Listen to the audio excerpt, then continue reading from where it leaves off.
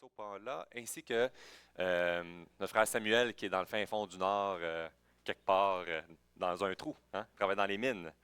Alors, c'est une occasion, hein, vous pouvez les saluer. Puis, vous savez, quand il y a des nouveaux membres, des fois, on ne connaît pas ces personnes-là nécessairement, même si que certains, ça fait plus d'un an et quelques années pour certains de venir. Mais quelle belle occasion d'apprendre à se connaître. Invitez-vous les uns les autres à prendre un café ou à prendre des nouvelles, voir comment on peut prier. Et dimanche matin, vous savez, on veut retenir un petit peu le départ. Alors, planifiez dans votre dimanche matin d'avoir du temps à la fin du service, de ne pas être sur la course, pour juste pouvoir nous accueillir les uns les autres. Et c'est pour ça que volontairement, nous préparons un café dans le fond de la salle à la fin du service, pour avoir un bon petit café et de pouvoir avoir ce temps de communion. Aujourd'hui, on est dans cette fameuse série, hein, la minute est là, dans l'Évangile selon Marc. Ah oui, oui, l'école dimanche. Alors, l'école dimanche, vous pouvez monter en haut avec notre frère Pierre-Paul, je me retiens. Alors, des fois, je suis comme super préparé, puis je fais l'annonce, puis tout le monde est déjà rendu en haut. Puis quand j'oublie, mais tout le monde attend. Donc, on va réussir à s'ajuster. C'est ça exactement. Merci, ma sœur Janine. Alors, il n'y a pas de groupe d'ados aujourd'hui. Les ados ne sont pas là non plus. Y a-tu? Non, il n'y a pas. OK, vous êtes là. C'est bon, excellent. Fait qu'il n'y a pas de groupe d'ados. Alors, c'est pour ça que je ne fais pas l'annonce à ce niveau-là. Ça va être dans les prochaines semaines. Aujourd'hui, eh bien, je vais vous inviter à tourner dans le chapitre 13 de l'Évangile selon Marc. Un gros chapitre, beaucoup de contenu, beaucoup de polémiques aussi dans certains éléments qui en découlent. Et mon objectif aujourd'hui, c'est vraiment de nous montrer la vue d'ensemble et le but de ce que le Seigneur Jésus veut nous enseigner dans l'ensemble du chapitre 13. J'aimerais le refaire à nouveau pour le répartir en trois ou deux prédications. Et il y a des choses qui me brûlent, puis on va en parler dans les années à venir, dans les mois à venir. Mais aujourd'hui, je veux qu'on s'arrête parce qu'on est en train de voir le fil conducteur du chapitre 11 et 12, hein, qu'on a vu comme partie 1, partie 2. Dans le chapitre 11, on voit l'introspection, l'inspection et la dénonciation de la façade, hein, du danger de faire les bonnes choses, puis qu'en apparence, maintenant, notre cœur n'est pas tourné vers Christ. Dans le chapitre 12, c'est une confrontation finale reliée à cet élément-là et de ramener sur la fondation de notre nouvelle identité en Jésus. Dans le chapitre 13, à travers cette idée de dire oui, oui, je veux suivre Jésus, eh bien, ça va venir nous amener à mettre en lumière et nous libérer de trois illusions. L'illusion de la sécurité, du contrôle et du temps. Cet appel à apprendre à veiller en restant sur nos gardes à travers ces illusions de fausse sécurité. Que ce soit le temps, que ce soit notre contrôle ou que ce soit sur les formes de sécurité. Vous savez, aujourd'hui, lorsqu'on regarde les actualités, on aurait des occasions pour être préoccupé. On aurait les occasions d'être inquiet. Et souvent, hein, il y a des prédications qui sortent justement d'actualité, puis nous faire des connexions entre le retour du Seigneur Jésus et ce que nous vivons.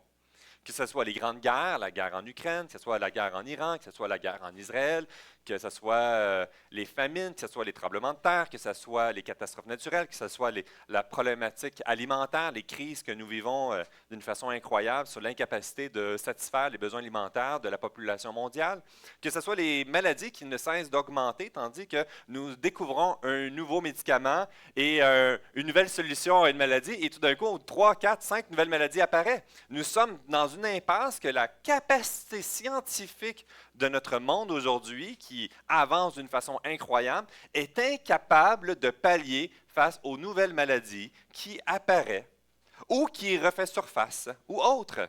Le désir de prolonger même notre espace de temps de vie. Et ce qu'on découvre, c'est que plus les années avancent, plus notre corps, oui, on se prolonge, mais il ne va pas de mieux en mieux. Lorsqu'on regarde la nature, il y a un des constats, puis on le dit des fois aussi, c'est qu'on parle dans la nouvelle génération une nouvelle forme d'anxiété qui est l'éco-anxiété. Cette réalité d'observer l'état de l'environnement, de la nature, et d'en former une sincère et grande panique, une crainte, une peur. Pour ça que plusieurs même disent « je ne veux pas avoir d'enfants parce que je ne veux pas les faire souffrir dans le contexte où est-ce que nous sommes en train de nous diriger ». C'est pour ça que même au Québec, nous vivons une grande crise en particulière. On parle que hein, le taux de natalité est d'1,6 enfants, ce qui n'est pas suffisant. Je pense même que sur le plateau Mont-Royal, en plein centre de Montréal, on parle de c'est moins de 1 enfant. Je pense que c'est 0,8 %. Alors, pas 0,8 %, mais 0,8 enfants par couple. Ce qu'on est en train de voir, c'est qu'il y a un déclin de la croissance démographique et que ça a fait des impacts sur l'économie. Et là, il y a toute une complexité. Et lorsqu'on observe ces choses-là, eh bien, on n'est pas bien. Ça crée des inquiétudes. Ça remet beaucoup de mises en question. Et il y a une peur qui se développe. Sur quoi je peux appuyer ma sécurité réellement? Dans la première section, ce qu'on va voir ensemble, le regard à la mauvaise place. À travers tout ce qu'on a vu, puis que les gens disent « Oui, oui, oui, je veux suivre Seigneur Jésus ». Et là, on a vu en chapitre 11, chapitre 12, les gens célèbrent, ils louent Jésus qui arrive avec l'âne, rentre à Jérusalem. Et là, c'est incroyable, les disciples sont dans le béton du zèle, de la foi, de voir enfin la libération et toute la paix qui va se rééquilibrer. Et on voit de l'autre côté une incompréhension, une colère. C'est un moment culminant ici. Et rendu devant le temple, ce qu'on découvre ici dans cette section, dans ces premiers versets, lorsque Jésus sortit du temple, un de ses disciples lui dit « Maître, regarde quelle pierre et quelle construction !» Impressionné par la grandeur de cette reconstruction qui a été faite. Et que oui, c'est bel et bien un des grands joyaux qui a été fait. Jésus lui répondit, « Vois-tu cette grande construction? Il ne restera pas pierre sur pierre qui ne soit renversée. » Il s'assit sur la montagne des Oliviers, en face du temple, et Pierre, Jacques, Jean et André lui firent en particulier cette question. « Dis-nous donc, quand cela arrivera-t-il? À quel signe accomplira-t-il toutes ces choses qui vont s'accomplir? » Dans cet élément-là qui ressort, c'est cette mise en lumière que les disciples de Jésus sont sincèrement impressionnés par ce qu'ils voient. Le temple a une grande portée dans leur compréhension. C'est l'endroit de venir dans la présence de Dieu. C'est un concept de sécurité pour eux. En période de détresse, on veut venir dans la présence de Dieu et pour eux, la présence de Dieu, c'est dans le temple. On trouve notre refuge, on trouve notre occasion d'être considéré comme pur et bon en venant à travers les sacrifices, en venir prier, pour venir dans ce lieu où que Dieu vient à la rencontre de son peuple. Et de voir la beauté, sa sécurité à travers il y a le sens spirituel de l'œuvre de Dieu qui vient, mais aussi dans le côté de la façade, de l'infrastructure, dans la façon que les hommes ont construit de quoi de beau pour Dieu. Et ici, c'est avec les Romains dans la reconstruction, mais de quoi de magnifique. Et ce qu'il est en train de dire ici, eh bien, ce qui t'impressionne ici sur terre, tout sera détruit. Ce bâtiment où les Juifs en tiraient leur sécurité, et même les disciples aussi, à une forme ici, qui ne comprennent pas tout ce qui est en train de se passer. Jésus, ce qu'il est en train de faire ici, est en train de connecter un élément fondamental à travers la prophétie de Daniel. Et on va regarder ici dans ce parallèle que dans cette réalité que Jésus est bel et bien le Fils de l'homme annoncé dans Daniel, il y a une connexion qui est en train de faire sur remettre le regard à la bonne place. On voit dans Daniel chapitre 7, verset 13, et dans Marc, par exemple, chapitre 13, verset 26, cette connexion ici qui va nous aider à comprendre cette première déclaration. « Voici sur les nuées des cieux arriva quelqu'un de semblable à un fils de l'homme. Il s'avança vers l'ancien des jours. » Et dans le verset 26, il nous dit « Alors on verra le Fils de l'homme venant sur les nuées avec une grande puissance et avec gloire. » On est en train de découvrir la mise en garde, de mettre le regard à la mauvais endroit, de se laisser impressionner sur les choses de ce monde et de passer à côté de quelque chose qui est encore plus important, le regard sur le fondement. Que Jésus est bel et bien le Fils de l'homme qui revient et notre sécurité ne doit pas reposer sur les choses matérielles. Dans le verset 13-14, c'est intéressant quand il continue ici, verset 14, on lui donna la domination, la gloire et le règne, et tous les peuples, les nations, et les hommes de toute langue le servirent. Sa domination est une domination éternelle qui ne passera point et son règne ne sera jamais détruit. Il est en train d'annoncer où est-ce que les gens trouvaient leur sécurité et en étant impressionnés, va être détruit. Mais voici ce qui ne sera pas détruit. Imaginez dans la compréhension, c'est dur de saisir tout ce qui est en train de se passer ici, tout ce que Jésus est en train d'amener. On ne comprend pas qu'il s'en va vers quoi les prochains chapitres? Vers la mort, vers l'humiliation, vers la croix. Et on est en train de trouver notre sécurité sur des éléments qu'on ne saisit pas encore, ce que ça représente pour notre vie. Et ce que le Seigneur Jésus va faire, il va instruire pour ramener, pour rééquilibrer. Tandis que ce qui est tellement intéressant, ce que nous découvrons dans l'histoire, c'est que ce temple va bel et bien être détruit vers l'an 70 par Rome à travers une révolte juive. Et il va rentrer dans le temple va être, pas humilié, là, mais comme déshonoré. Et il va y avoir une destruction qui va en avoir lieu. Puis vous savez qu'est-ce qui se passe dans cette période-là qui est fondamentale? On trouve les historiens, un historien d'Église qui s'appelle Eusèbe de Césarée. Puis de l'autre côté, Joseph Flavius, qui est fort connu, encore aujourd'hui reconnu comme un historien non chrétien. Joseph Flavius utilise justement, il cite pour expliquer dans ce moment-là, la compréhension des Juifs était de venir se réfugier dans le temple. Et on voit à ce moment-là les Juifs venir et se faire massacrer en trouvant leur refuge dans le temple. Et on découvre des croyants qui, à ce moment-là, eux, au lieu de se sauver dans le temple, vont se sauver dans les montagnes. Ils vont se sauver loin du temple. Une compréhension aujourd'hui qui est importante dans cette mise en garde. Laquelle? Est-ce que je trouve ma sécurité à la mauvais endroit dans ce que je vis aujourd'hui dans ma relation avec Dieu? Est-ce que je cherche à trouver ma valeur et ma sécurité en faisant les choses ou en me laissant impressionner par ce qui se passe autour de moi? Qu'est-ce qui va arriver le jour que le temple de ma vie s'écroule? C'est exactement ce qui s'est passé à l'an 70. On découvre une communauté de croyants qui est restée non seulement ferme, mais enflammée pour le rayonnement de l'Évangile. J.D. Greer nous parle de l'accent, c'est un prédicateur que j'aime beaucoup américain, et de l'accent entre cette tension entre l'institution et la mission. Il met la mise en garde de notre côté pour nous que l'Église, c'est un outil. Ce n'est pas une fin en soi. Le danger pour nous aujourd'hui, c'est de tomber amoureux de nos belles pierres, de nos programmes, de notre bâtiment, de notre ministère, de notre identité à travers l'accomplissement que nous faisons pour Dieu. Nos motifs sont bons, mais notre valeur n'est pas à la bonne place. Si Dieu devait ébranler notre Église aujourd'hui, est-ce qu'on perdrait toute notre identité? Ici, l'Église était une pièce fondamentale dans le plan de Dieu, mais pas une finalité en soi. Ici, les transformations et les changements et ce qui se produit dans la vie du quotidien étaient un instrument dans les mains de Dieu et non une finalité en soi. C'est le point ici que je trouve intéressant dans cet appel, de rediriger notre regard et de le mettre à la bonne perspective.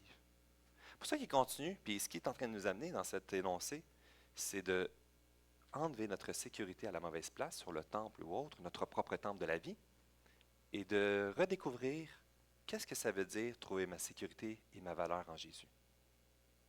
Qu'est-ce que ça veut dire réellement? C'est pour ça que dans cette section ici qu'on redécouvre, il met le point central sur celui qui est au contrôle de chacun de ces éléments.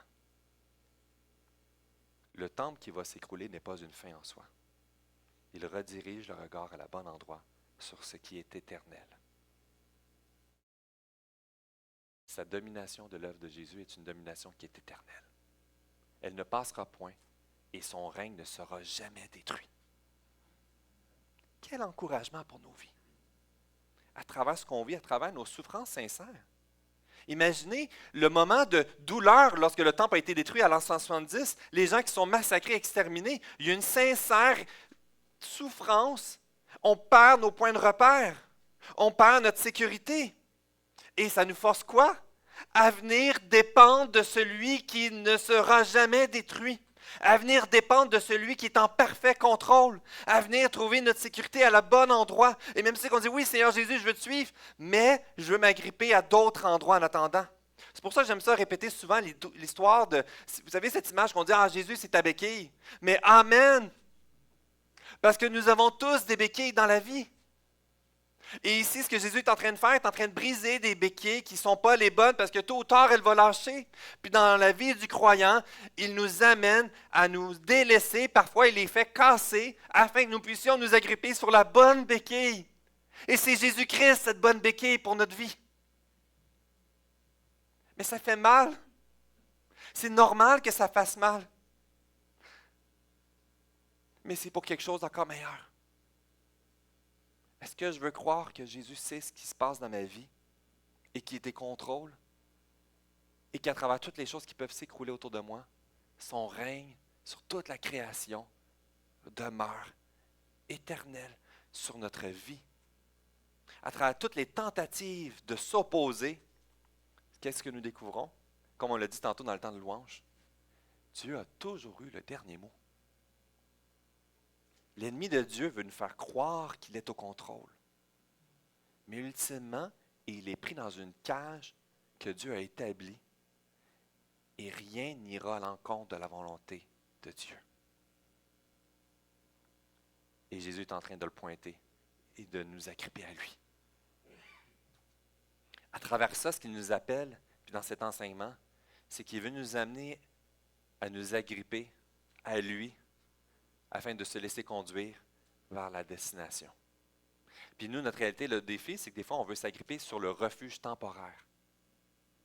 Vous savez, depuis quelques semaines, je suis en train de me préparer pour partir dans une expédition, faire une randonnée de 4 jours le long du fjord, puis je suis super excité de ce projet-là. Ça fait des années que ça brûlait dans mon cœur. Et j'ai entendu un pasteur qui parlait, il avait besoin de prendre du temps avec Dieu, puis d'aller juste marcher pour venir dans la nature, puis prendre du temps. Puis je dis, mais il faut que je fasse ça avec le Seigneur. J'ai besoin de venir dans sa création, puis d'avoir du temps avec lui, tout seul. Sauvage, là, pas de téléphone. Puis dans la planification de ce 4 jours, eh bien, il y a 3 refuges ou des plateformes pour se camper. Puis c'est une destination qui est difficile, qui a beaucoup de montées. Puis je considère y aller où est-ce qu'il va y avoir une période plus boiteuse. Et c'est forçant physiquement. Et l'objectif dans cette première journée de marche, c'est de se rendre à la plateforme pour s'installer et s'arrêter puis se reposer. Mais le piège, vous savez, c'est quoi? C'est de fixer ce refuge comme ma destination, puis mon repos, que je suis bien, trouve ma sécurité, puis j'ai plus envie de continuer. Chacun de ces éléments-là nous apporte à nous encourager à avancer à la prochaine étape, à la prochaine plateforme, jusqu'à Tadoussac pour moi. Ce que le Seigneur Jésus est en train de faire ici, c'est qu'il veut nous amener dans des étapes en sachant qu'il va y avoir des périodes difficiles, puis il va y avoir des oasis, puis des périodes de calme. Mais de ne pas trouver notre sécurité sur ces plateformes de la vie qui va nous faire grâce de goûter, mais de nous amener jusqu'à la destination où est-ce qu'il veut nous amener. Ça va nous amener donc de sortir de cette plateforme-là, où est-ce que j'ai installé ma tente, notre tente de vie, pour avancer, à continuer à marcher dans le bout puis dans les montagnes, pour se rendre jusqu'à l'autre plateforme, pour sachant où est-ce que le Seigneur est en train de nous amener. Et il y a des périodes qui vont être souffrantes, mais ça vaut la peine lorsqu'on se rappelle où est-ce que le Seigneur Jésus est en train de nous conduire. Dans cette destination de l'éternité, dans sa présence avec lui. Ou que ces petits repos de petites plateformes pour s'installer n'est rien comparé au repos. J'ai déjà trouvé le pub où est-ce que je veux m'arrêter, rendu à Tadoussac. J'ai hâte de pouvoir m'installer, je figure ça. Mais c'est rien de comparé à la destination où est-ce que Dieu veut nous conduire. Dans le chapitre 13, il nous expose dans cette réalité qu'il y a bel et bien une période de détresse, de souffrance. Pas juste un simple élément. On voit un mouvement. Le monde va être ébranlé. Les croyants seront éprouvés. Et vous savez quoi? Dieu va intervenir, puis il va mettre fin à tout. C'est ce mouvement-là que ça nous apporte à comprendre.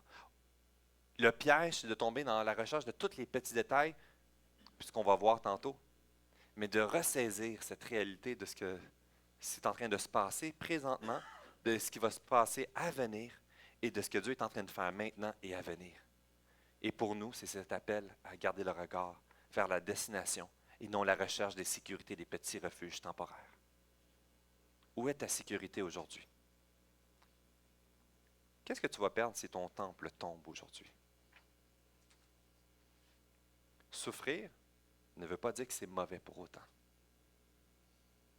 Et si Dieu utilisait ces séminaires dans nos vies pour nous forcer à nous agripper à lui dans cette facette-là particulière. Et dans la continuité, ça nous apporte dans le deuxième point. Alors, prenons garde. Prenons garde parce qu'il y a des illusions dans lesquelles nous pouvons tomber. Et dans le premier élément qu'on découvre, puis dans ce point qui est important ici, puis on va survoler ça ici, ces points-là, à travers les fameuses mises en garde, de prendre garde chacun d'entre nous, individuellement, mais aussi collectivement. Puis le premier point que je l'ai mis ici, qu'on voit dans le verset 19, qui résume, parce que la souffrance arrive. Il y a déjà de la souffrance, et la souffrance ne va pas partir, elle va augmenter. La réalité que, des fois on oublie, on parle beaucoup de ce qui s'en vient, mais il y a déjà de la souffrance à venir. Imaginez les premiers chrétiens ici, quand ils étaient exécutés, que les familles étaient mises dans le cirque, ou que les gens célébraient, les enfants se faisaient manger par les lions. Imaginez quand que l'empereur il jouait du violon, puis il s'amusait pendant qu'il avait mis le Rome en feu, parce qu'il a pris l'occasion pour accuser les chrétiens. Imaginez ceux qui se faisaient couper la tête, puis qu'on mettait d'huile, puis qu'on les utilisait comme lampions le soir pour éclairer le chemin vers la résidence du roi. La souffrance existe. La souffrance est épouvantable, oui. Ça nous fait profondément mal. Et il y a une mise en garde ici parce que nous allons tous souffrir. Quelle bonne nouvelle! Non, c'est triste. Et ça a été annoncé d'avance. Il n'y a rien de nouveau. On le voit dans les prophètes, dans l'Ancien Testament, qui l'annonçaient. On l'appelait un temps d'angoisse pour Jacob dans Jérémie 30. Un jour de courroux dans Sophonie chapitre 1. Dans Daniel, il l'apporte aussi dans cette réalité. Daniel le décrit comme une crise réelle, violente, mais limitée par Dieu. Et ce qu'on est en train de voir dans le chapitre 13, c'est que ce que Daniel donne comme image, Jésus donne ici l'accomplissement. Cet appel à avoir un regard lucide dans la situation présente. À prendre garde, c'est de refuser de se laisser séduire par les sauveurs, par les faux discours, par les appels à l'alarmisme, à la prise de panique, à la division, à la reprise de contrôle, à l'opposition, au déchirement des uns avec les autres. Don Carson, un théologien, vous savez, souvent je le cite, là, c'est un des théologiens que j'apprécie beaucoup et j'aime son cœur pour le Québec, mais je l'aime beaucoup pour sa théologie.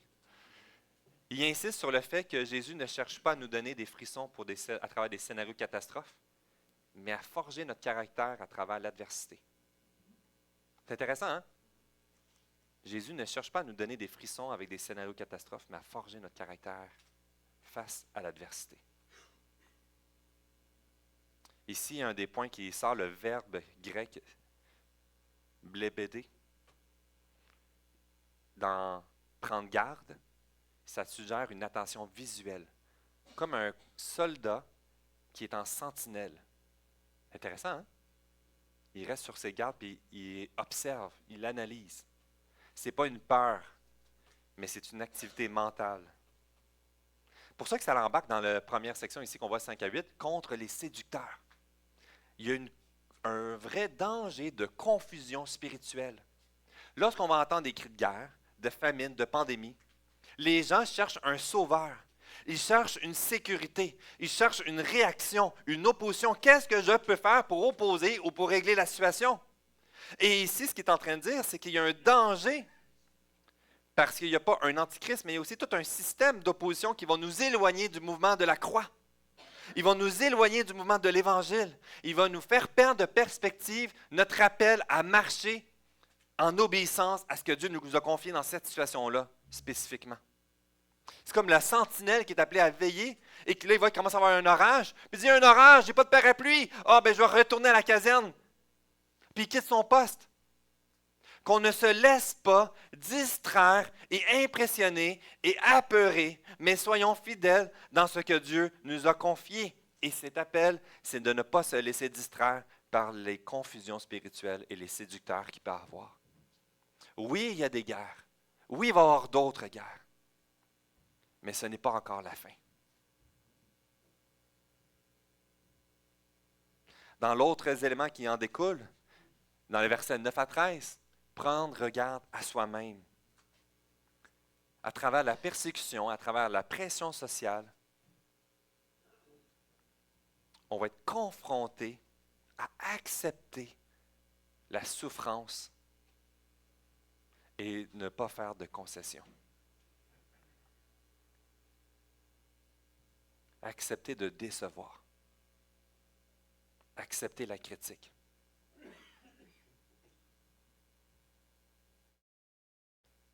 J'aimais cet élément-là que ça disait, si vous êtes surpris d'être critiqué pour votre foi, vous n'avez pas lu encore Marc chapitre 13. Puis je dis, c'est intéressant. Notre sécurité ne reposera pas sur ce qu'on peut contrôler, mais d'accepter que ça va y avoir des épisodes, des éléments qu'on va vraiment souffrir, on va vouloir vraiment être fidèle au Seigneur, puis on ne sera pas compris. On va vivre dans nos lentilles des injustices. Et dans cette détresse, elle va devenir personnelle pour nous.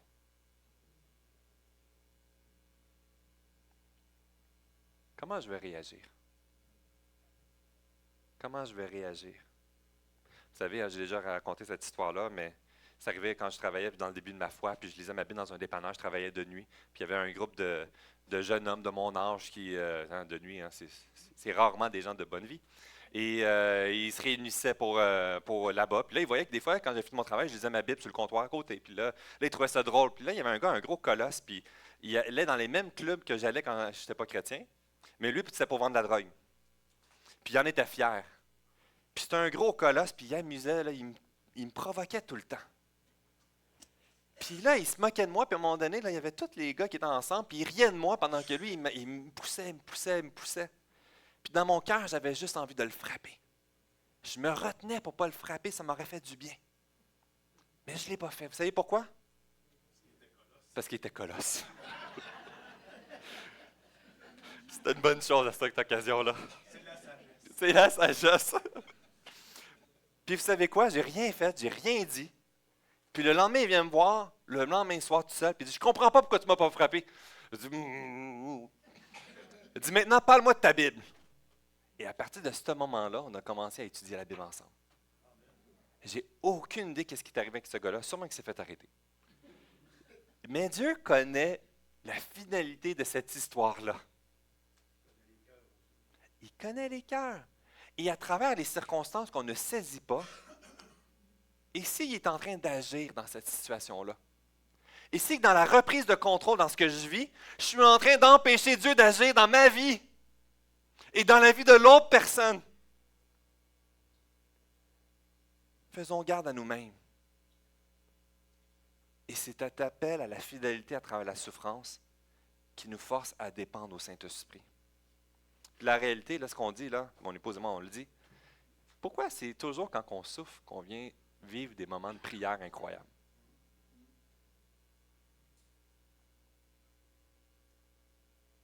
Parce que sinon, dans les autres occasions, on n'en a pas de besoin. On prie, mais pas avec un cri du cœur de désespoir puis de besoin sincèrement de s'agripper à lui.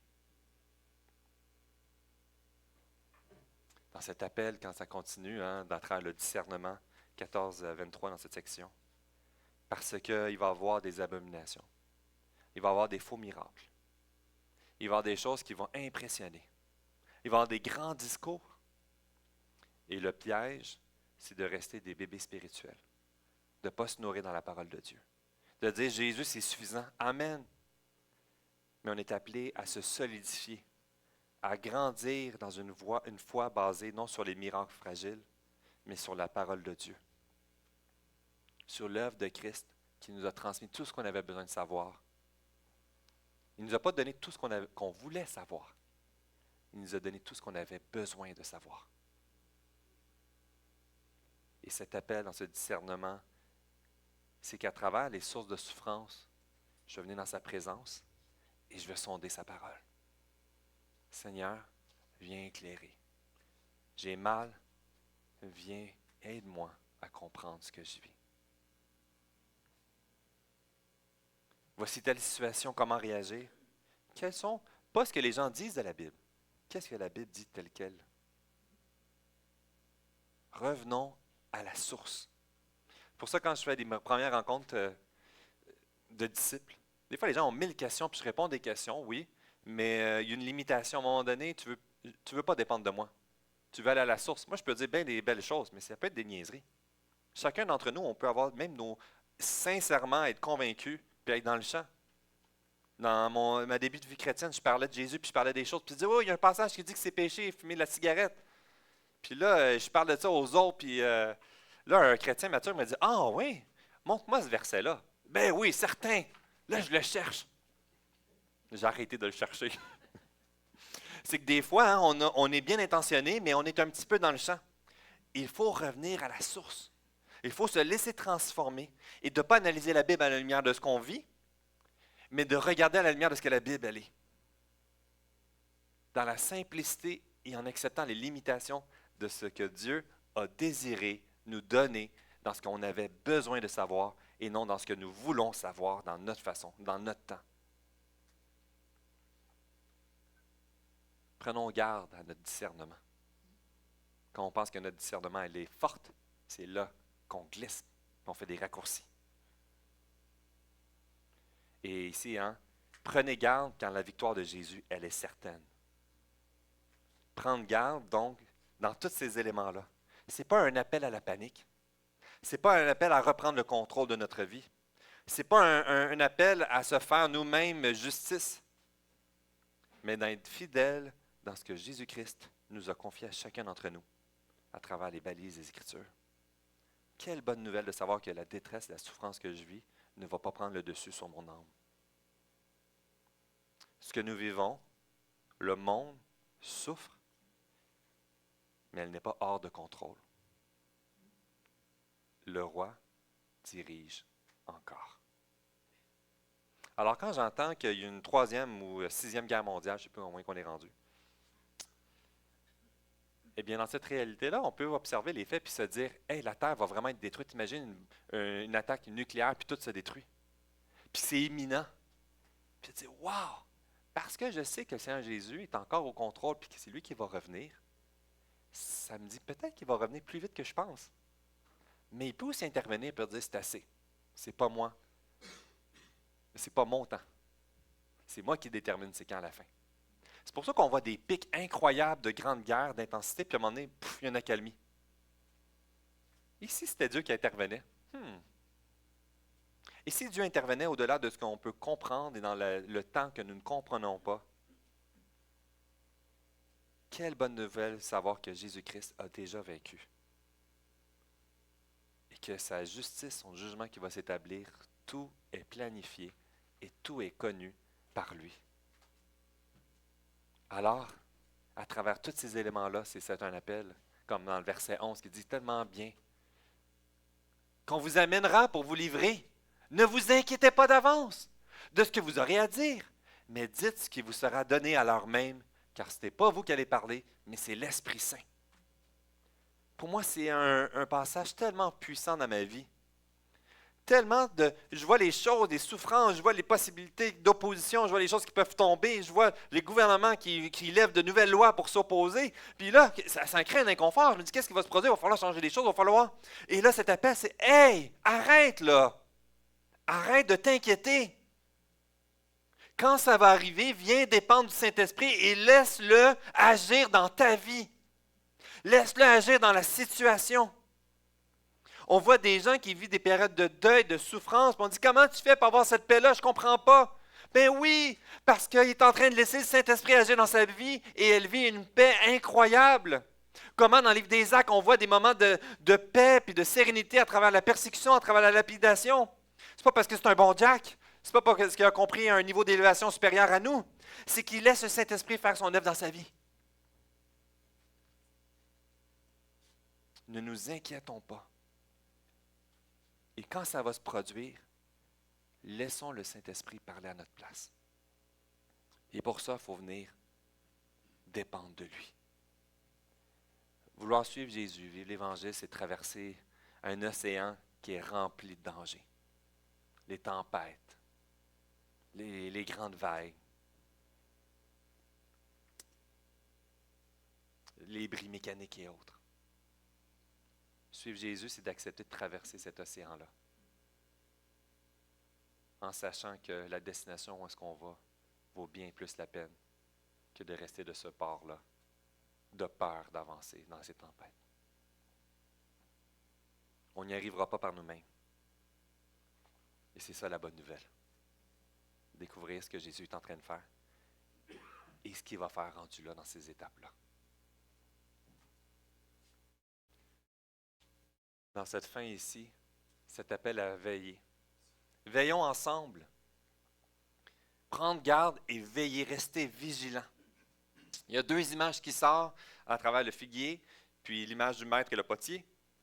Le portier, avec un élément central, une certitude qui vient résumer le tout ensemble, qui nous est donnée sur ce que Jésus nous a promis à travers sa parole.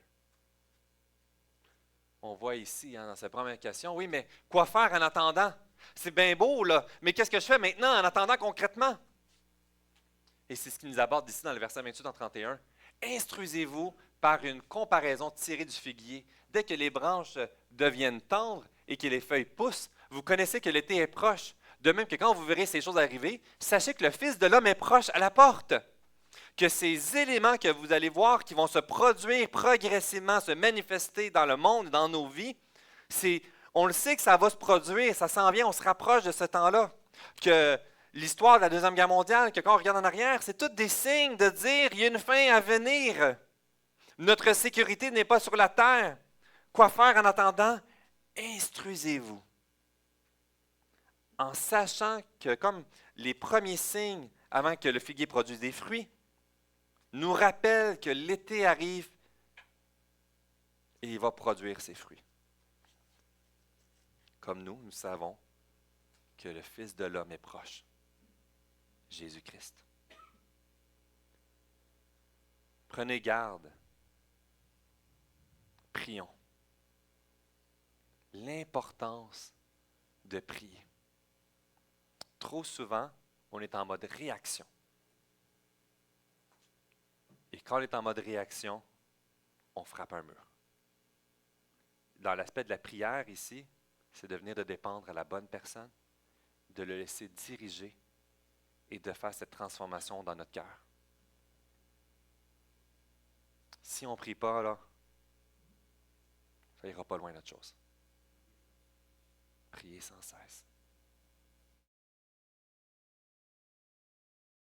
De là qu'à travers cette étape-là, soit qu'on va être une église qui va être en mode réaction, ou on va être une église en mission.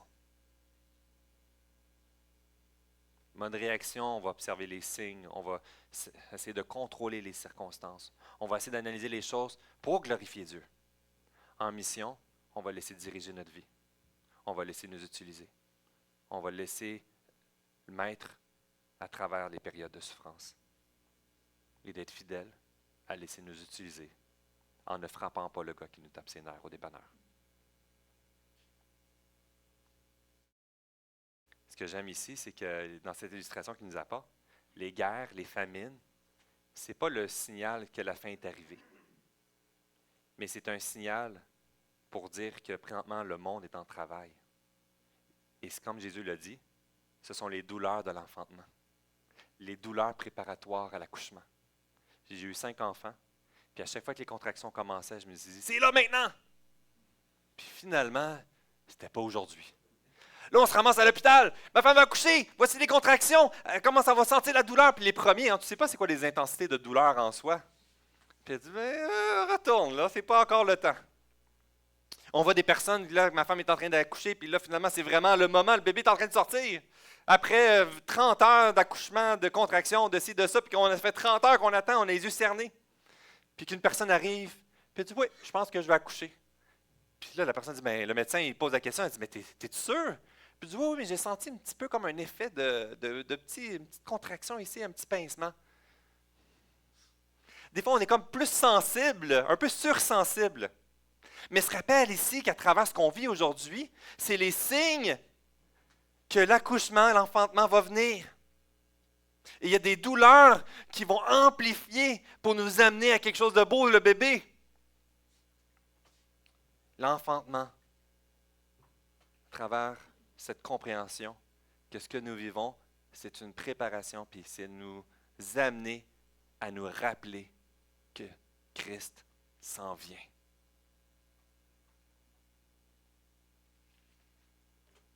Et ça nous amène, oui, mais c'est quand que ça va arriver? Moi, je voulais savoir le moment, puis dans les premières fois, je m'étais dit, OK, avec mon patron, je vais organiser mes journées de congé en fonction de la date d'accouchement. Fait que je demande à ma femme, quel jour tu vas accoucher? Fait que là, j'essaie de planifier mon travail les premières fois, j'essaie d'organiser mes congés après la date d'accouchement, puis pas avant. Puis là, les signes arrivent, fait que là, je déclare mes journées de congé avant, puis là, je pars, mais finalement, bébé, il sort pas. Là, je suis à la maison, puis je suis là, il faut avancer. Puis finalement, je pense que ça a pris comme le premier, une semaine ou deux, j'ai été en congé. Ah, on a joué à Zelda, je pense, sur le Nintendo à ce moment-là, là, dans un jeune couple, pas d'enfants, là. Mais cette réalité ici, c'est que les signes de l'accouchement n'est pas une garantie de savoir quand ça va se produire exactement. Et Seigneur Jésus, ce qu'il est en train de nous dire ici, c'est pour ce qui est du jour ou de l'heure, personne ne sait, ni les anges dans le ciel, ni le Fils, mais le Père seul. Il dit comment ça, le Fils, c'est pas Dieu? Oui, c'est Dieu. Est-ce que c'est à travers son humanité qui s'est restreint de certains éléments, puis ici, ce qu'il est en train de dire, c'est que ça appartient à Dieu seul, et que dans l'humanité de Christ, il a décidé de ne pas connaître, de se restreindre dans ses aspects, de ses attributs, de sa divinité.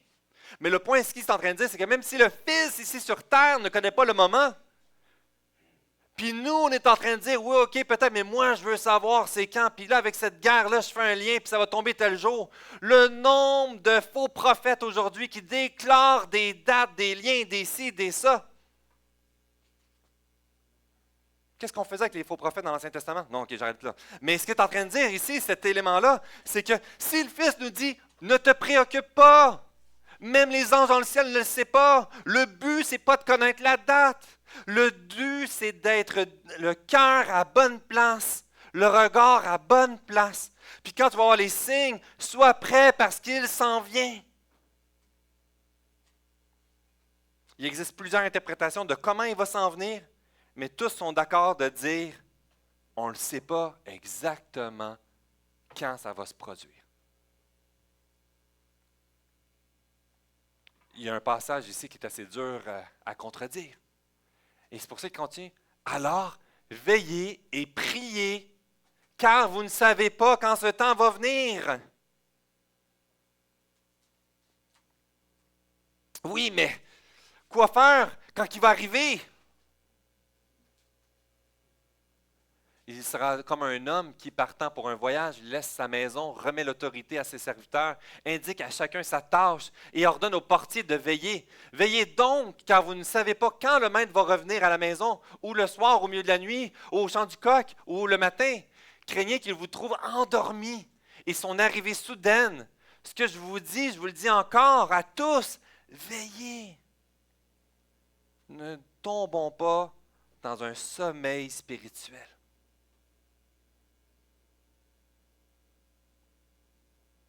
Et si on était endormi à travers le cruise control de notre vie, en faisant les choses par répétition, et qu'on n'était plus en train d'être un instrument dans les mains de Dieu dans ce qu'il nous a confié. Et quand il va arriver, il va dire, « Hey, c'est pas ça que je t'avais confié. » C'est directement relié à cet appel dans le champ missionnaire. Des églises, ce n'est pas des églises qui sont appelées à s'endormir ensemble, à se réunir les dimanches pour s'isoler, à fermer les rideaux, puis à dire, « Ah, on veut rester ici. » C'est une occasion pour revenir à la source, pour être à l'écoute de ce que le Saint-Esprit veut faire, pour rendre la gloire qui lui revient, pour s'enflammer ensemble par le Saint-Esprit qui nous dirige à travers la parole, à travers la louange, à travers l'exhortation des frères et des sœurs qui sont différents de nous, et qu'ensemble, on continue à être des instruments à travers les dons que Dieu a déversés dans notre Église, à travers cet appel à rayonner dans ce monde qui n'a pas d'espoir.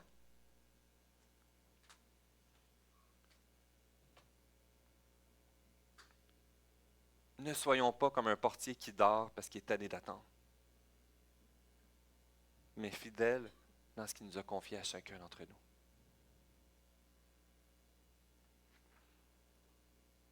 À travers les douleurs d'enfantement de ce monde, c'est des appels à la vigilance et non pour nous cacher. C'est des appels à trouver notre sécurité en Christ et non de développer la peur. C'est un appel à proclamer, encore une fois, que Christ est à l'œuvre aujourd'hui. Et sa gloire va se manifester parfaitement à venir. À chaque fois que j'essaie de discerner le temps puis d'enseigner les gens autour de moi dans mon évangélisation pour dire voici telle chose veut dire que Jésus va arriver dans tel moment puis que ça c'est le dernier, il y a le danger que si je me trompe, je viens de discréditer la parole de Dieu, le message de l'Évangile. Parce que je proclame quelque chose qui est erroné. Faisons attention. Et soyons fidèles à ce que Dieu nous a donné comme information. Ce n'est pas dans le but de prendre le contrôle des derniers temps, mais c'est d'être fidèle chacun à son poste. Quelle bonne nouvelle qu'à travers tout ce qu'on va voir, il y a ce rappel que le ciel et la terre vont passer, mais les paroles de Dieu ne passeront point. Le danger aujourd'hui, ce n'est pas la persécution, c'est l'endormissement. L'ennemi de Dieu œuvre dans l'Église. Son désir, c'est de paralyser ce que Christ veut faire dans son Église. Pour ça, en conclusion, puis je vais inviter l'équipe de louange, je vais inviter aussi les placeurs à se préparer, parce qu'on va avoir le repas du Seigneur. Et dans cette réalité du repas du Seigneur, c'est un rappel. Suivre Jésus. Cet appel que suivre Jésus, même quand la détresse est autour de nous, soyons vigilants. Et quand elle s'approche de nous, persévérons. Et quand Dieu intervient au-dessus de nous, tenons ferme à lui. Il est notre béquille, mais c'est la bonne béquille. Qu'on a dit ici, je ne l'ai pas mis.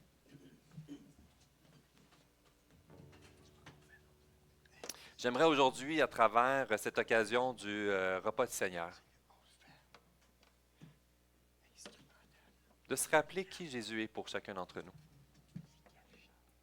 Si aujourd'hui tu entends ces choses-là, puis tu dis, Seigneur, je résistais, puis je n'étais pas prête à te laisser ma vie d'entre tes mains. Mais aujourd'hui, je veux t'accepter comme mon Sauveur et Seigneur.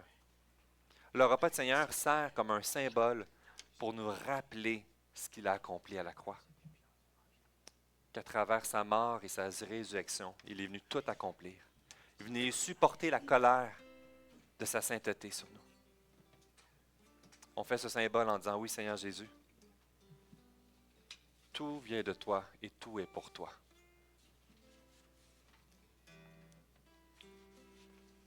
À travers les souffrances que nous allons vivre, les souffrances que nous vivons, est-ce qu'il y a quelque chose aujourd'hui que j'ai besoin de lui remettre?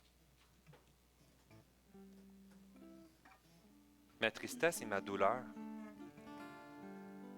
Et s'il savait? Et s'il était au contrôle? Et s'il voulait te montrer quelque chose? Je prends cette occasion de repas Seigneur pour te dire, pourquoi tu ne viendrais pas le déposer à ses pieds? Pourquoi tu ne chercherais pas sa face dans cette situation-là? Et découvrir ce qu'il est en train de faire dans ta vie. Qu'à travers cette occasion de repas de Seigneur, on se dit, Seigneur, voici ce qui pèse sur mon cœur. Voici ce que je pense que ça veut dire. Puis je pense comment je dois réagir. Mais Seigneur Dieu, tu es au contrôle. Je ne te vois pas dans cette situation-là, mais je veux me le rappeler. Et je veux te voir agir. Que ton Saint-Esprit intervienne dans ma vie. À travers la distribution de ces éléments, parle avec Dieu. Il vient déposer au pied de la croix. C'est le seul endroit où ton véritable réconfort peut se vivre.